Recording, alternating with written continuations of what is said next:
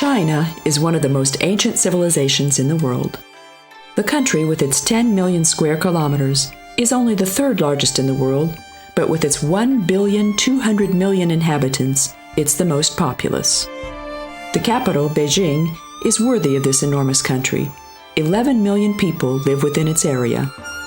No matter where we live in the world, almost certainly there's a Chinese district, shop, market, restaurant, or snack bar close to where we live. Thus, almost everybody has a vague image of Chinese people and culture.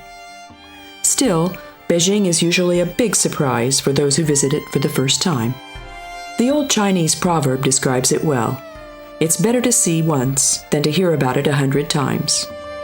The city, with short breaks, has been the capital of the country for 700 years. Monuments reminiscent of the glorious past have remained in a conspicuously large number.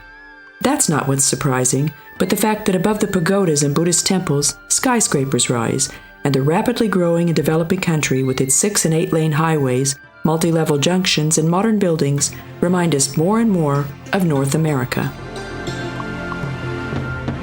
The orderliness and cleanliness is conspicuous, and perhaps even a little surprising.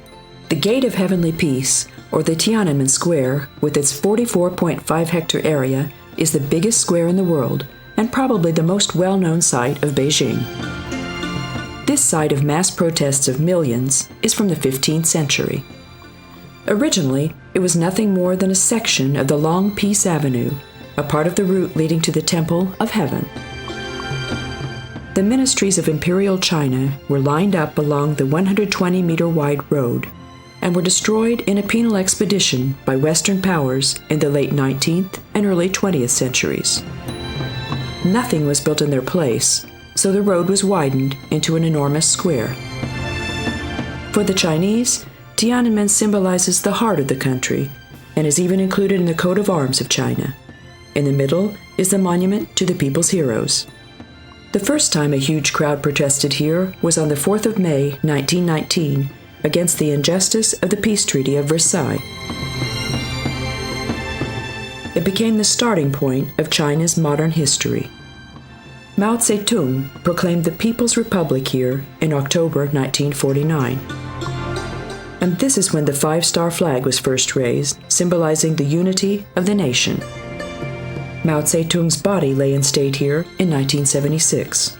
In 1989, university students protested here for months, demanding democracy and reforms. As we know, the government gave the order to shoot at the students, which raised enormous international indignation. On Tiananmen Square, it's not even allowed to ride a bicycle, so it belongs exclusively to pedestrians.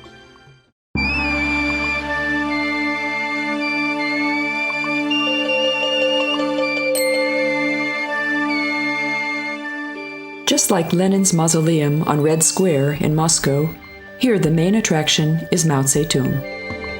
The mummified body of the founding president is displayed in a crystal coffin for the masses of people who often wait 1 or 2 hours to get in. The center of the inner city is the old Imperial group of palaces, also called the Forbidden City, which is part of the UNESCO World Heritage, similarly to other significant monuments of Beijing. The tradition of Chinese urbanism goes as far back as 200 BC. Its principle of arrangement is feng shui, which is so popular today. It means that the arrangement of buildings, temples, and graves should be in harmony with the living forces of the earth. The ideal state is characterized by equilibrium. This is what appears in the symmetry of the Forbidden City, composed on a single north-south axis. This axis was also the axis of the capital, and it still is. The inner area, divided into the eastern and western city, is surrounded by 3 large external districts. This actually hasn't changed in the 21st century either. In the northeastern Chaoyang district, new hotels are centered. Northwestern Haidian is the university district of the city, while the Fengtai district in the south is mostly industrial. The highway ring roads embracing the city represented the greatest changes of our days. These roads were built in the late 1980s, partly in the place of the destroyed city walls, and then they were transformed into highways with the help of multi-level junctions. In the meantime, the 5th concentric circle has been completed, which is 200 kilometers long. These roads were necessary for the 2008 Beijing Olympic Games. In the 13th century, the Mongolians intruded into China under the leadership of Genghis Khan. His grandson Kublai, the Great Khan, moved his court to Beijing to lead the invasion of South China from here. His glorious court was the ancestor of the Forbidden City. The famous Venetian traveler Marco Polo was here in 1271, and he wrote the following about the incredible wealth of this palace. This is the greatest palace that ever was. The palace itself has no upper story, but is all on the ground floor, except the basement is raised a bit above the surrounding soil. The roof is very lofty, and the walls of the palace are all covered with gold and silver. They're also adorned with representations of dragons, sculptured in gilt, beasts and birds, knights and gods, and other subjects. And on the ceiling, too, you see nothing but gold and silver and painting. On each of the 4 sides, there's a great marble staircase leading to the top of the marble wall and forming the approach to the palace. The hall of the palace is so large that it could easily seat 6,000 people, and it's quite a marvel to see how many rooms there are besides. The building is altogether so vast, so rich, and so beautiful that no man on earth could design anything superior to it.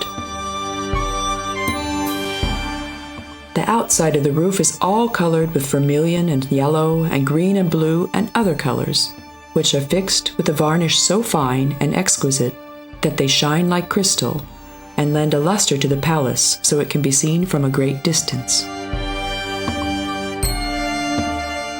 This roof is made, too, with such strength and solidity that it's fit to last forever.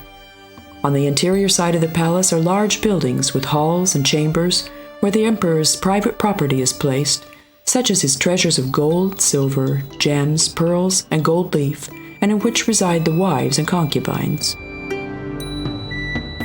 These rooms are only for him, and no one else has access to them.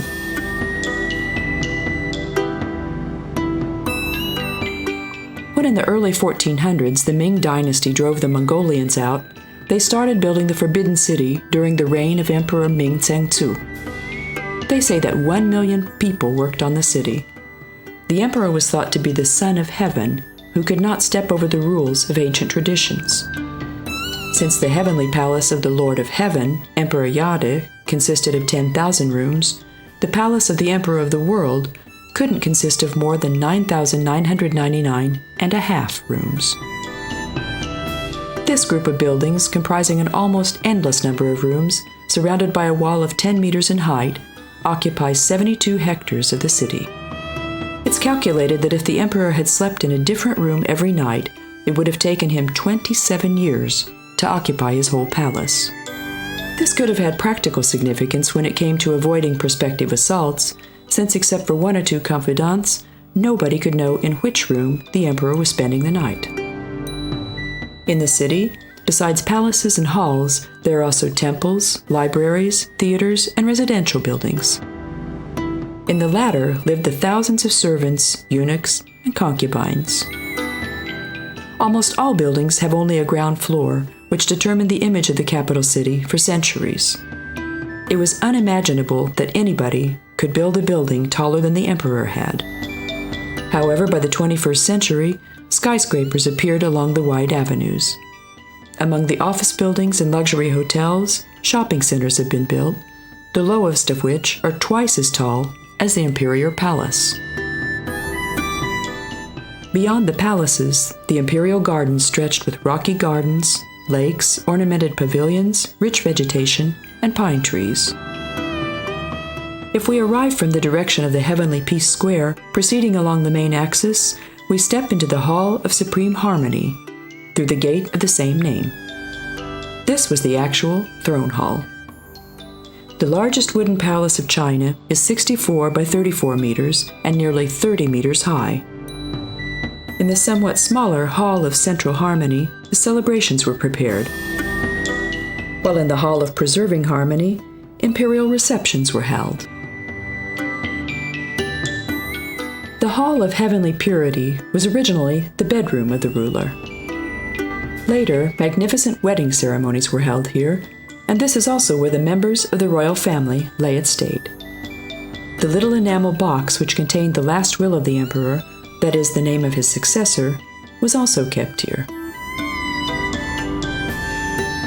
Who knows whether it was always the real box that was opened by the successors?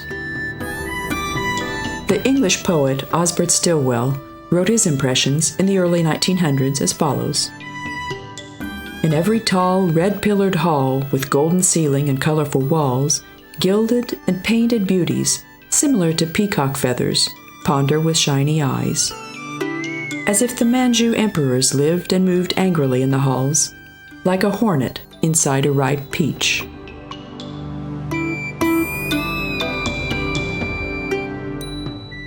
There must have been something suffocating in this atmosphere, because the last emperor wrote in his memoirs about his own wedding night, "As I looked around, everything was red.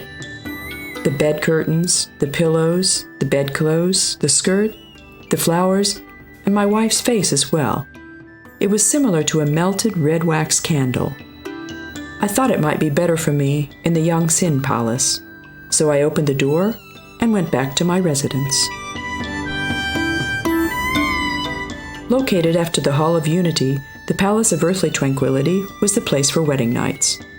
This was the private residence of the majestic spouse, and at the same time, the last attraction of the main axis.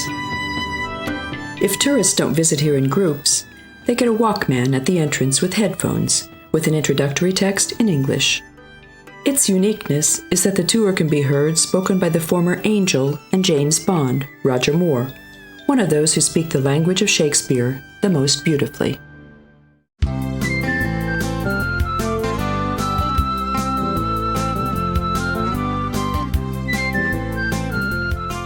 Buddhist statues, pagodas, dragons, lanterns.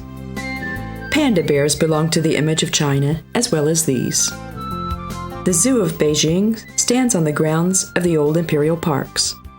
A governor of one of the provinces returned from a trip abroad with some animals as a gift to the Empress Dowager. From this modest collection, the zoo was developed, which opened in 1908 and has been renovated several times. Pandas are the main attraction. These black and white patterned, round-headed bears with monocles look mostly like stuffed animals. Their oafishness has made them everybody's favorite, and their rarity has made them the symbol of the UN's Animal Protection Program. Pandas are also called bamboo bears because they live exclusively in the mountains of the middle part of China in bamboo forests. Most of the year, they live alone, except for the mating season. Their exact number hasn't yet been successfully estimated. Chinese zoos have been quite successful in the artificial insemination of pandas, which is important because the visiting presidents and prime ministers are given pandas as gifts. And there are more politicians than pandas.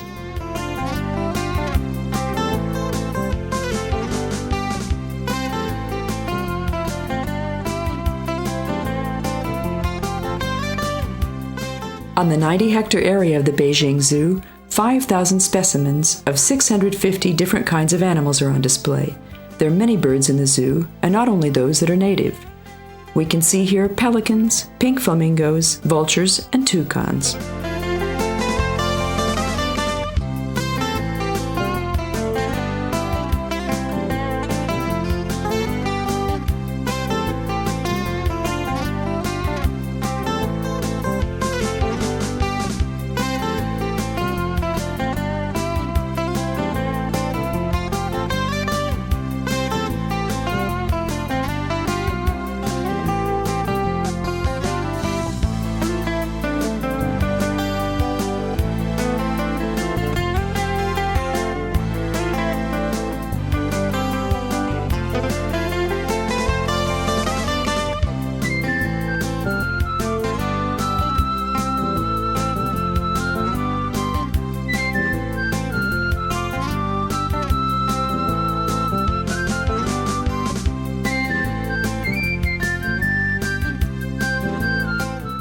Endangered species living only in China are the golden monkey, the white-headed monkey, the the Mongolian wild horse, and the wild yak.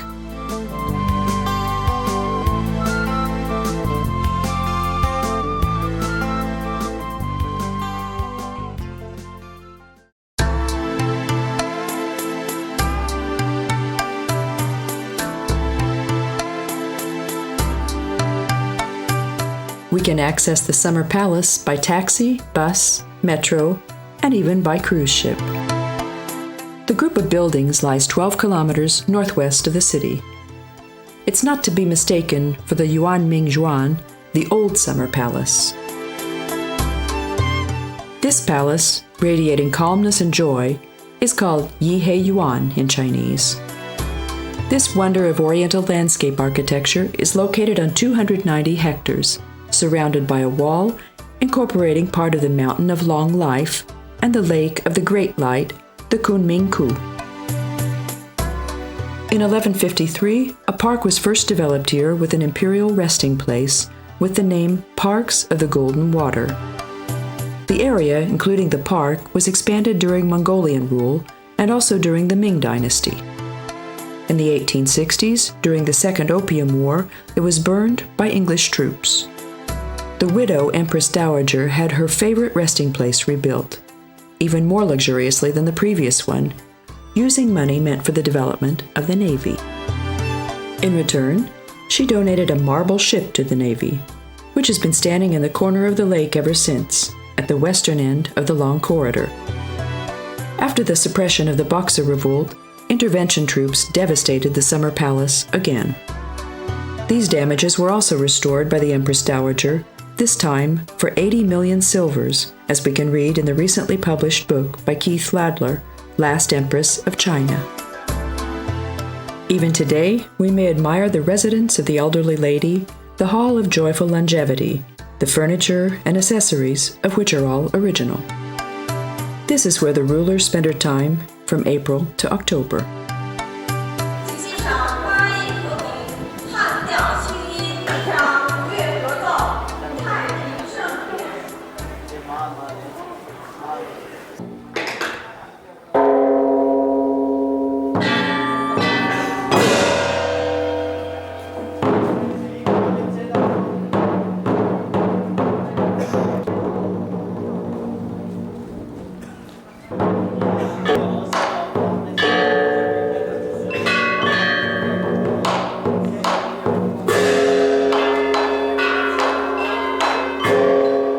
We can get a small sample of Chinese tradition in the summer palace by listening to their folk music.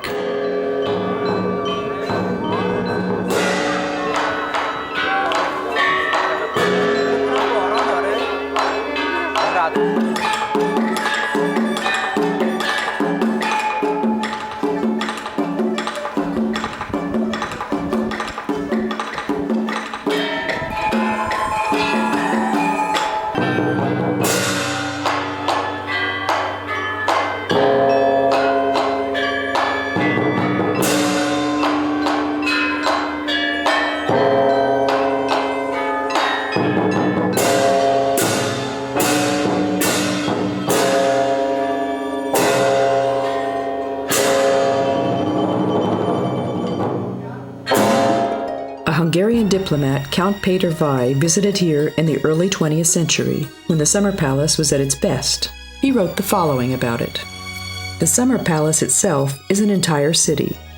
Swarms of mandarins, court officials, inspectors, servants, and workers live in it. There are about 10,000 of them, I suppose, and how much is needed to supply them a day is impossible to calculate. The escort appears. A group of palace guards and mandarins leads us to the gate of the inner palace. Swarming crowds dressed in all colors of the rainbow, with silk flags, embroidered banners, painted signs, and glittering triumphal falchions, all symbols of power in the heavenly empire, gather and transform themselves into a waving tide of people. This wonderful delegation finally forms into a disorderly group procession and winds through the narrow streets like a giant snake with glistening scales, escaping from a fairy tale. There could not have been a more appropriate pageantry approaching the Court of Dragons. The enormous purple gate, studded with golden nails, opens at its corners, screeching. Soldiers, like the noble figures of some dream world, salute with their strange weapons. Their long pikes, crescent sickles, frightful bayonets, and terrible battle axes show a sharp contrast to the blue background of the peaceful sky. Stepping into the main court, another surprise awaits us. A large rectangular square opens up, covered with white marble. All four sides are framed by marble terraces. On all of them, open halls rise covered with yellow tiles. All of this is covered by the sapphire vault of the oriental sky. The open square is full of mandarins. All of them are wearing gold-embroidered, deep blue silk clothes. All are completely the same, but the decoration on them is very different, and every small detail denotes a certain rank. I've seen many such great receptions, but I don't remember that any of them have made such an impression as the ceremonies of the Summer Palace. The area can be conceived as a kind of ethnographic museum, since all types of buildings of local architecture can be found here. Nowadays, it adds to the popularity of the park that there's a boating pond, swimming pool, and garden restaurant, so excursionists, whether they're Chinese or foreigners, can pleasantly spend all day here.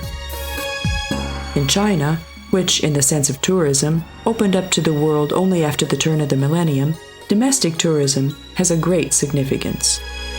It's very likely that Chinese know their country better than many Europeans, who otherwise live in more fortunate circumstances, know their own countries. The politics of this opening up can be seen in other areas as well. In the multiplex movie theaters of shopping centers, American movies are shown. Among the young people, it's also a fashion here to go to fast food restaurants. The range of products in shops doesn't consist of only the usual Chinese mass products. We can find here the most well-known clothes brands as well. Italian fashion products, French perfumes, and American sportswear line the shelves of the boutiques.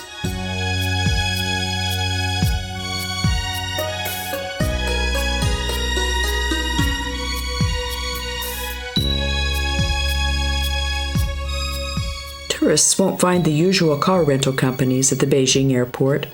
It's only possible to drive with a local or naturalized license. International driving licenses are not accepted.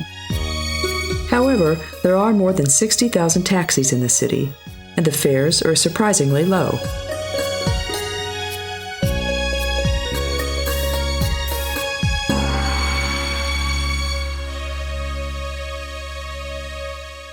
The Chinese currency is the yuan, which has two coins, the jiao and the smaller fan. It's possible to change foreign currency in all banks and hotels where they prefer US dollars. Bank cards are accepted only in larger hotels and stores, and it isn't possible to use them everywhere for cash withdrawal. With organized bus and group tours of travel agencies, we can get to almost all places that are worth visiting. In the city, besides taxis, it's easy to get around by buses, trolleys, or the subway as well. However, if we want to do as the locals do, we should rent a bicycle. Those who spend a longer time here may even consider buying a cheap bicycle.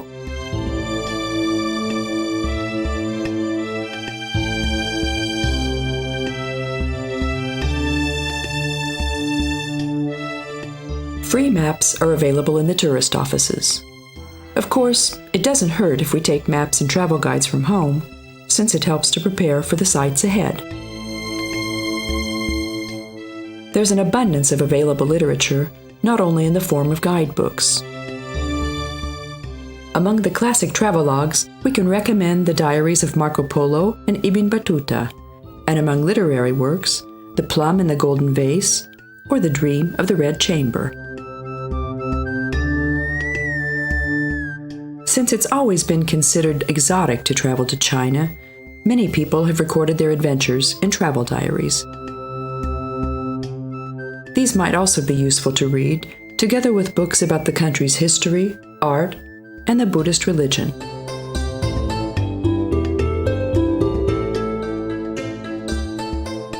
In 1911, the Chinese Revolution swept away the emperor.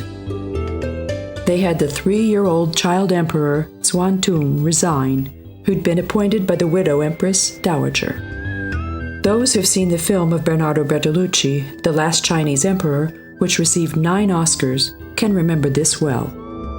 This was the first movie which was shot at the original site.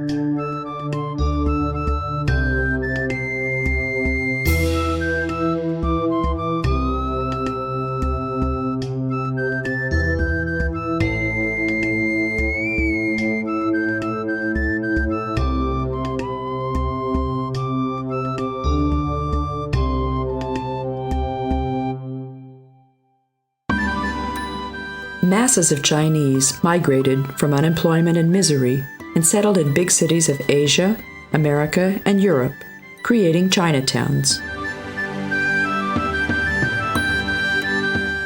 The product range of Chinese shops in the past years has been known for its low prices and poor quality. However, in recent years, China has started to catch up with other countries of the Asian region, where quality is given more and more attention. This, coupled with cheap labor and mass production, makes possible the commerce of still cheap, but already competitive products. The silk and textile industries have always had great tradition, but nowadays an increasing number of electronic goods are also exported, such as watches and electronic tools, small appliances, audio and video devices. China, as far as quantity is concerned, is the first in the world in the production of bicycles and washing machines, and the second in the production of domestic ceramics, porcelain, and paper goods. Presently, more than 200,000 types of products are made.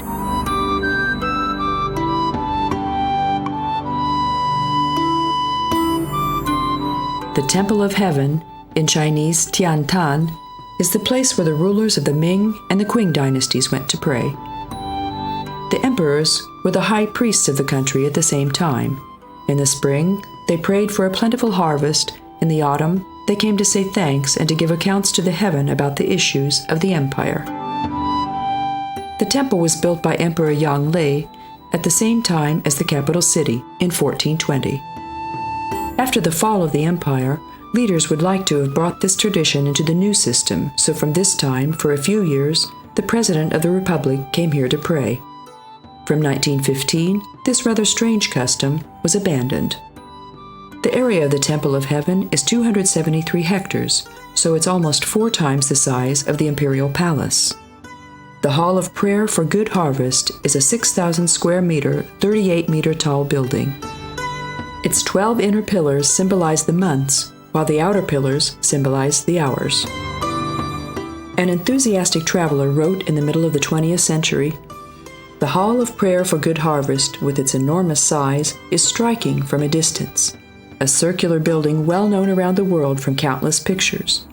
We stopped at this building first to admire the realization of the idea of Chinese architecture. I stopped in front of the building, and I didn't care about what it wanted to express.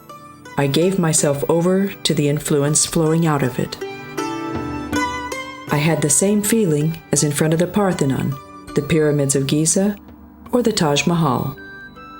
I saw in front of me the simplest and cleanest architectural idea coming true in the greatest form.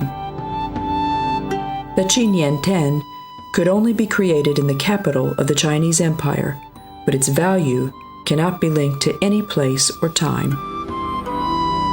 This magnificent hall is not the original, but the replica of the building from 1420. If ever a good replica of an architectural work of art has been made, the replica of the Temple of Heaven was truly successful in this. The present-day hall rises in unsurpassable measures. Triple marble stairs lead up to it, plates in the middle of the stairs on the south side. The plates are ornamented with the embossments of clouds and dragons. Common mortals were not allowed to walk on these. The emperor floated over them on a sedan chair, while the servants walked on two sides, carrying their ruler, the high priest of the empire, by poles on their shoulders. The walls of the hall are divided by pillars. Between the pillars, there are ornamented grids in frames. The enormous vault rises over them. Both the interior and the exterior of the wooden building are colorful. The strongest red, blue, green, yellow, and gold colors alternate in the most perfect imaginable harmony. The vaults are covered with glittering blue glazed tiles. This combination of white marble and the most vigorous colors inspire us to silent admiration. The height of the building is only 33 meters. It's a trifle compared to the largest buildings of the world. Still, it appears to be exceptionally tall because its effect is impressive because of the perfection of its proportions. On the inside, an enormous pillar supports the ceiling, and while we wander in there, we can see an abundance of gilded and colorful carvings, clouds, and dragons, all in the most perfect harmony. In form and workmanship, all details are perfect and delicate, and all serve the dominant unified idea with wonderful exquisiteness.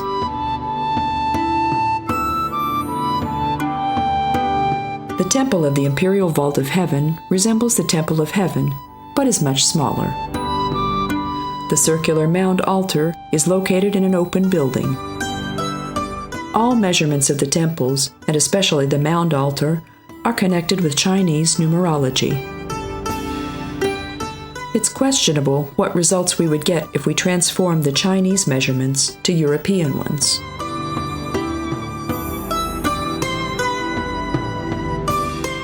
The ruler spent the night before prayer or sacrifice in the Hall of Abstinence.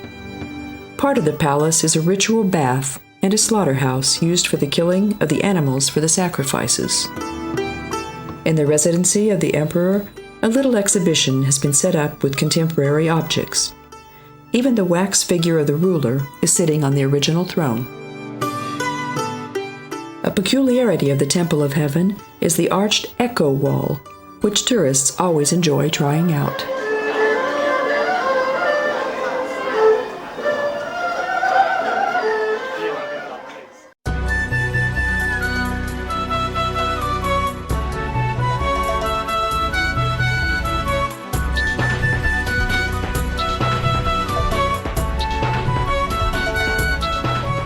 The Great Wall of China is an enormous piece of architectural artwork, matching the pyramids and other wonders of antiquity.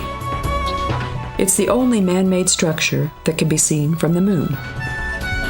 No wonder, since it winds along a length of 6,000 kilometers, from the crossing of Shanhaiguan at Boha Bay to the Jiayuguan crossing at the verge of the Gobi Desert. It winds along on the ridges of mountains, through valleys and plains like a giant snake, touching 11 provinces. Probably the Great Wall is known by everybody in the world, and those who visit Beijing want to see it for themselves by all means. The Yanshan mountain range and the wall stretching on it are not far from the capital, only 70 to 100 kilometers. We can reach the Great Wall mostly in groups, by bus. Those parts that are close to Beijing have been renovated, and these sections have also been opened to visitors. The most well-known is Badalingi, followed by Mutianyu and Simatai. Even in the 5th century BC, there were walls and mostly earthworks that protected China from attacks of barbarians. In 221 BC, the first emperor who unified the country, Qin Shi Huangdi, determined that he would build a continuous fortification by connecting these parts. Hundreds of thousands of people worked over 8 years, moving hundreds of millions of cubic meters of earth. The construction, however, had not been finished even in the time of the Han Dynasty. The sections around the capital were built in the time of the Ming Dynasty, 5,000 or 6,000 years ago. The Great Wall never had to stand up to the siege of enemy troops. However, its system of bastions was good to survey the movements of the enemy, and the posts sent smoke signals to each other from here. Moving on top of the wall, messengers could reach their destination faster than by climbing through mountains and valleys. As the Chinese proverb goes, "He who has not climbed the Great Wall yet is not a hardy man." Besides tourism from abroad, domestic tourism is also significant. The double gate of the Great Wall at Badaling was built in 1505, was restored in 1957, and in the 1980s, it was equipped with an elevator system. The gate stands at a height of 100 meters above sea level. The wall is 6.6 meters in both height and width. The area surrounded by the walls is a parking place for buses. We can find snack bars and restaurants here, and a line of shops where local souvenirs are sold. Stuffed panda bears, platters and mugs decorated with the portrait of Mao, lanterns, incense sticks, lighters playing Chinese music, and dragon sculptures. We can have our names written on a grain of rice with Chinese symbols, and we can buy miniature replicas of the soldiers of the clay army, even a replica of the Great Wall as a paperweight. There are t-shirts saying, "I have climbed the Great Wall," and we can buy a certificate which is written in our name, justifying the same thing.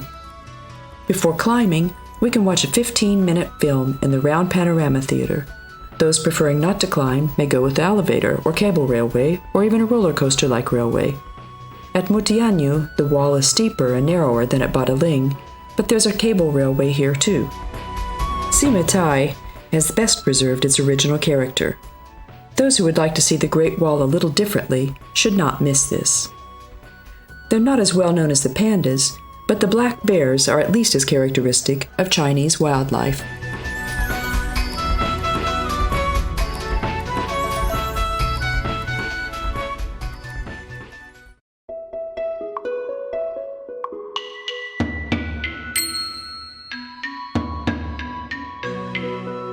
A visit to the Ming graves is usually included in the price of the Great Wall Group Tour. The 40 square kilometer graveyard can be found 50 kilometers northeast of the capital.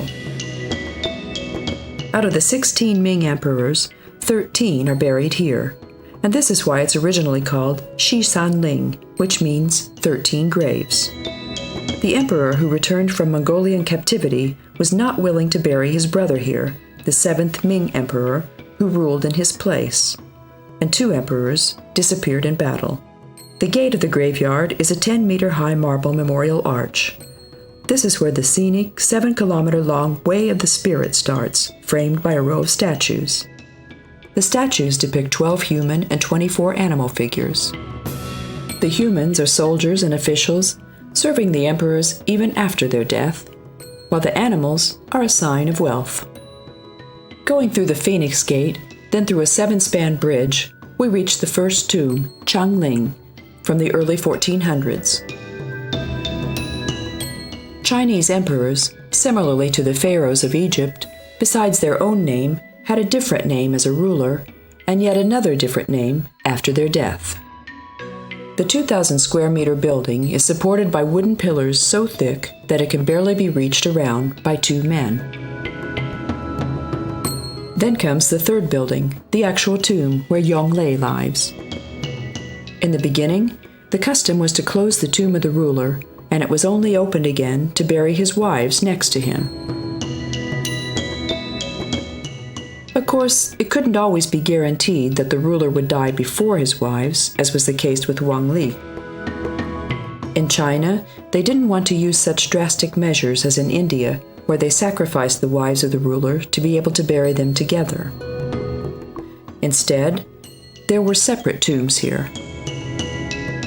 The door of the 1,200 square meter crypt of Dingling is closed by a gigantic 4-ton rock gate, fortified by stone bolts dropping from above in the inside.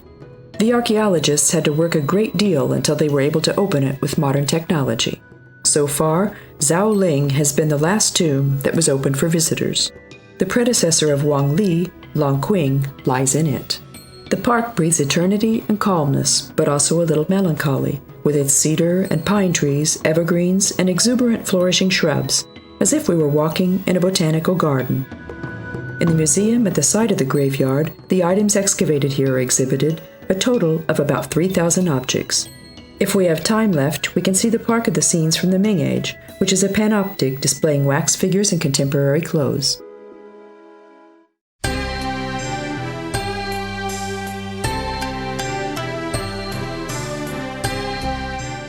Xian was the first capital of China. The heart of the enormous empire once throbbed here. Rows of imperial dynasties ruled from here over 11 centuries. This was the starting point of the famous Silk Road, and the city, with its 1 million residents, was considered a huge metropolis at that time. Although the city lost its rank and influence after the revolution of Huangchao in 875, it still belongs to the 10 biggest cities of China.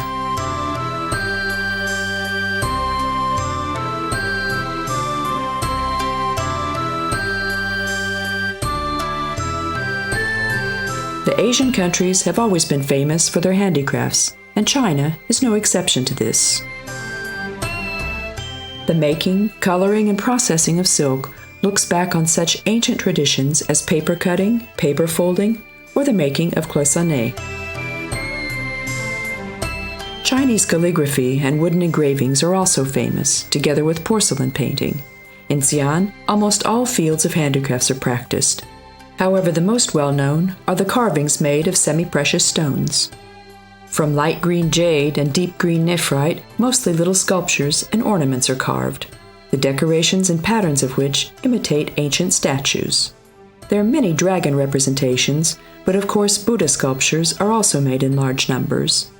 China joined the Monument and Landscape Protection Program of the UNESCO in 1985. From 1987 until these days, more than 10,000 buildings have been declared monuments, 62 settlements have received cityscape protection, and 27 treasures have been recorded in the World Heritage List. The long list includes the Imperial Palace of Beijing, the Summer Palace, the Temple of Heaven, the Ming Tombs, the sections of the Great Wall around the capital, and of course, the Terracotta Army. This spectacle can be found 1.5 kilometers east of the burial hill of Qin Shi Huangdi. The tomb of the strict ruler unifying China in 221 BC has not been excavated yet, although there have been excavations in this 8 square kilometer area for decades. A farmer named Yang Jifa drilled a well from which water always escaped, so he went down to the well to check the reason. Down there, he found himself face to face with a frightful figure. However, this figure was not a monster or a ghost or even a skeleton or mummy, but a clay statue which looked very real. In Communist China in 1974, people had to be very careful about what they should report to the authorities and what not. After long pondering, the farmer reported his finding to the Museum of Xian, and he got 30 yuan as a reward. Archaeologists found one of the most significant artifacts of the world here under the agricultural land. In several cultures, for instance in Egypt or South America, it was a custom to bury the dead lord together with all his people, so they could serve him even in the afterlife. From this custom came the usebti in Egypt, which is a little sculpture who works in place of his lord in the afterlife. Probably it was a similar reason why this huge clay army followed their master to the grave. During the first excavations, soon 3 enormous chambers were found, deepened into the ground. The biggest of them is more than 14,000 square meters. Inside this, the 6,000 armed men stood, ordered in military formation. The man-sized figures bore real weapons and accessories. Their makers didn't choose the easy way. They didn't just pour clay into forms, they formed them individually by hand, which is evident by the fact that the faces of all the figures have individual features. Maybe they really represented the actual people of the army of that time? The second chamber is 600 square meters in size, while the third is only 500 square meters. In this smallest room, 64 figures were found, and according to archaeologists, they might have been the commanders of the army. Besides foot soldiers, 36 horse-drawn chariots were found. The order of the army also agrees with real strategic aspects. There's a vanguard, wing, and defense line. Over the rooms, wide-spanning halls and a museum were built, floored with marble, creating all the necessary conditions for visitors.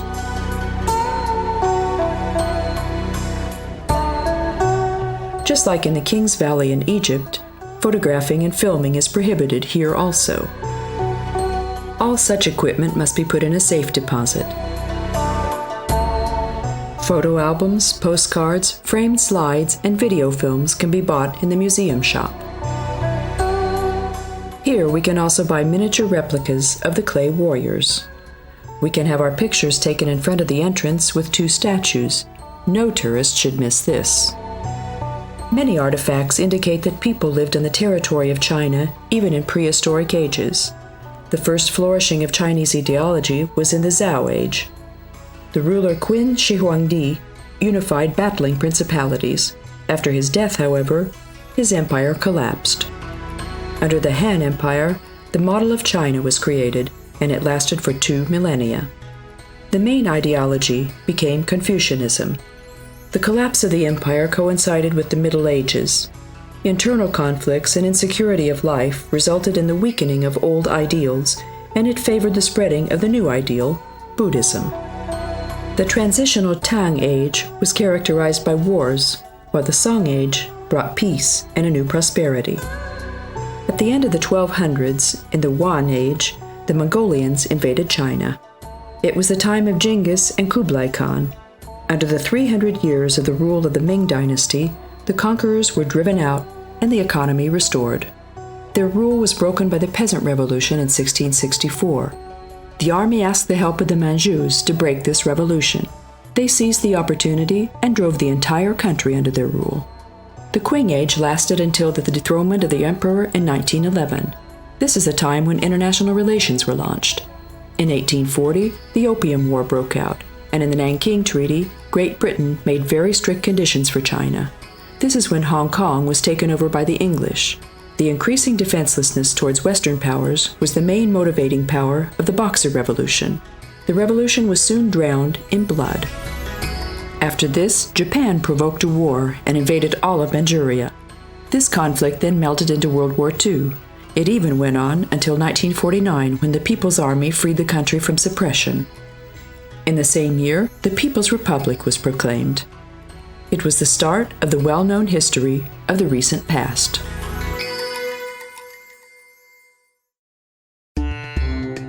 After seeing the attractions in the Beijing area, let's go back to the capital.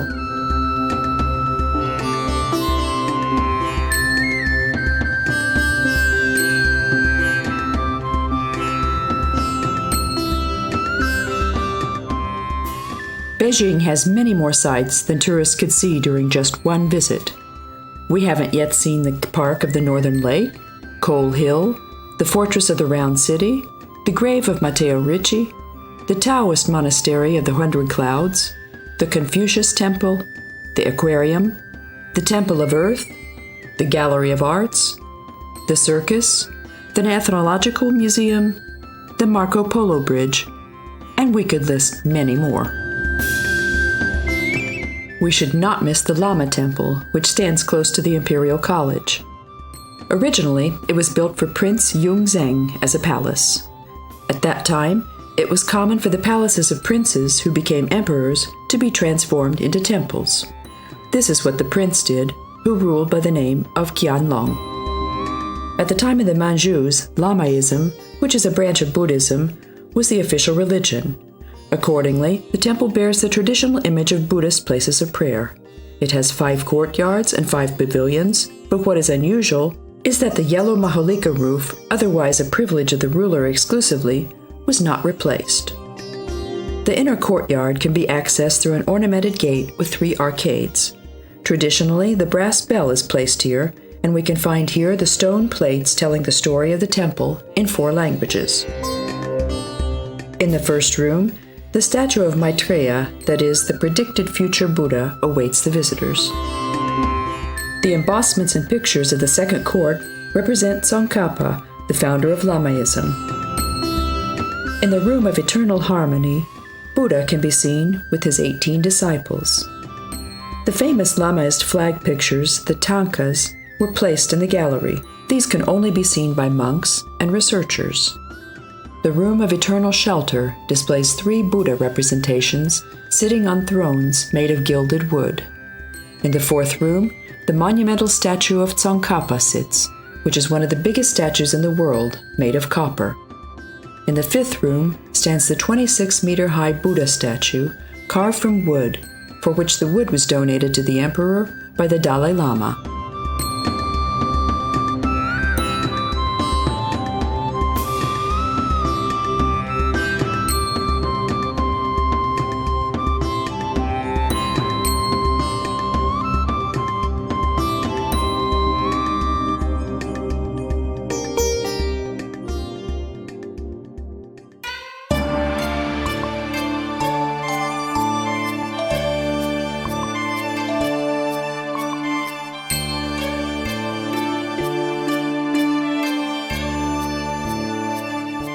At the time of the Cultural Revolution, the Communist Party tried to limit religious life. This direction, however, belongs to the past. China is such an enormous country where even the 4th most widespread religion has 8 million followers. These are Protestants who have 8,000 temples and 20,000 prayer rooms. The Catholic Church numbers 1/2 less, with a little over 4,000 churches. The state doesn't prevent people from practicing the Catholic faith, but they do forbid any connections with the Pope or the Vatican. The spread of Islam began in the country in the 7th century. Its 18 million followers can praise Allah in more than 30,000 mosques. It's impossible to estimate the number of Taoists in the country. This religion was completely mixed with the ancient Chinese philosophy and healing.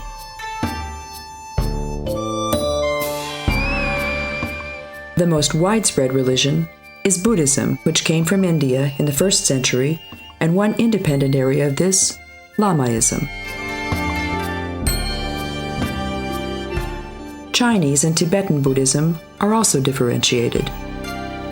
Especially with the uneducated, superstitious Chinese, another phenomenon might exist, which is called synchronism, in which they believe in several religions at the same time.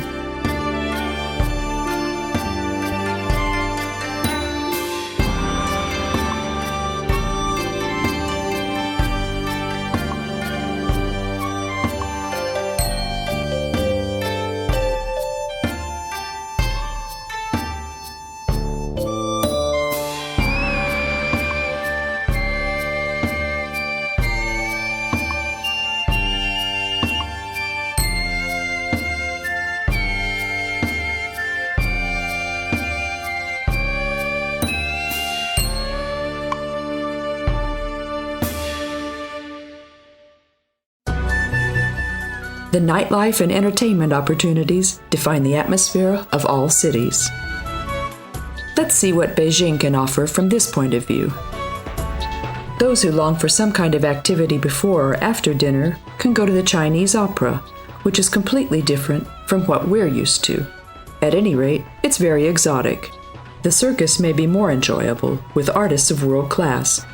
And we can also find karaoke bars in Beijing based on the Japanese model. Chinese is considered to be one of the best cuisines in the world. Although there's no big city in the world in which we can't find a Chinese restaurant, we can still find the most authentic dishes in Beijing. The basis of the Chinese cuisine is the many fresh vegetables, which are fried in a wok or frying pan so that they remain somewhat crunchy. The vegetables and meat are chopped fine, making it easy to eat with chopsticks. They eat pork, beef, and chicken alike, but fish and seafood are also very popular. Of course, in a country that has a Pacific coastline of 32,000 kilometers and with 5,400 islands, This is not too surprising. The rivers, abundant in water, and the huge lakes supply the country with freshwater fish. The most important food is rice, of which several types are consumed, but noodles follow the rice closely in second place, including transparent rice noodles. To season the food, primarily soy sauce and 5 spices seasoning mix are used. The combination of sweet and sour and spicy sour tastes gives the characteristic piquancy of Chinese food.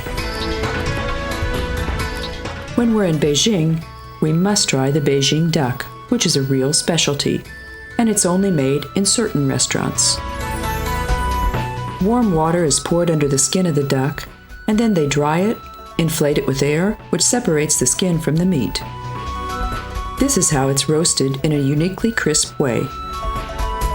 The heavenly meat is then sliced, rolled into small pancakes, and eaten, flavored with soy sauce. Chinese wines aren't especially good. The beers, though, which have a tradition of many centuries, are much better, and the most well-known is Tsingtao.